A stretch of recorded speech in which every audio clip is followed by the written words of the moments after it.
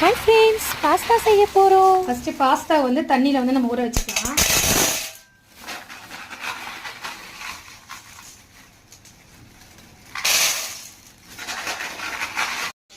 வந்து பட்டை கிராம்பு எடுத்து வச்சுக்கலாம்.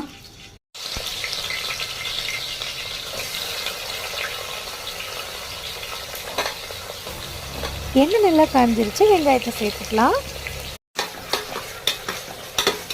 வெங்காயம் நல்லா பொன்னிறமா நல்லா வதங்கி வரட்டும், அது வரைக்கும் வெயிட் பண்ணுவோம்.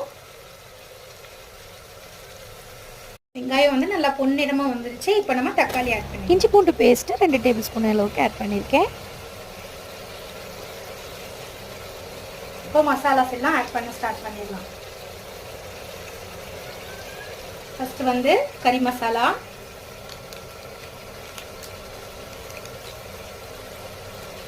அப்புறம் தனி மிளகாய் தூள்,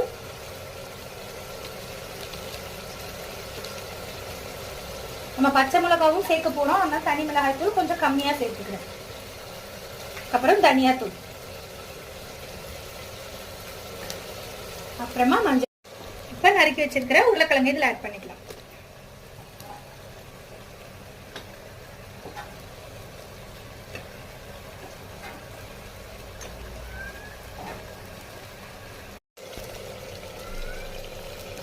நல்லா வந்து குக் ஆயிடுச்சு.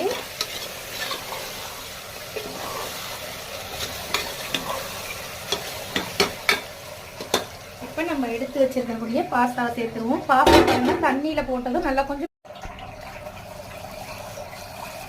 பாருங்க, இந்த அளவுக்கு நான் தண்ணி வச்சிருக்கேன், கரெக்டா இருக்கும். இது கம்மியா வச்சுட்டோம் அப்படின்னா அடி பிடிச்சிடும் பாஸ்தா, அதனாலதான் நம்ம நிறையவே வச்சிருக்கோம் தண்ணி. இது ஒரு கிண்டி கிண்டி அப்படியே க்ளோஸ் பண்ணி இப்போ இதில் ஃபைனலாக கரம் மசாலாவும் சாம்பார் பொடியும் தூவியிருக்கேன். இது கூடவே முட்டைகளை உடைச்சு சேர்த்துக்கிறேன்.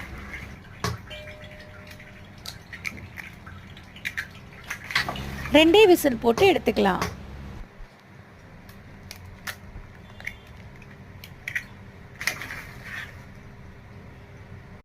பாஸ்தா வந்து சூப்பரா ரெடி ஆயிட்டு பாருங்க, தண்ணிலாம் நல்லா ட்ரை ஆகி சூப்பரா ரெடி ஆயிருக்கு. நம்ம போட்ட முட்டையை பாருங்க, செம்மையா மேலோடி அப்படி நிக்குது, தெரியுதா?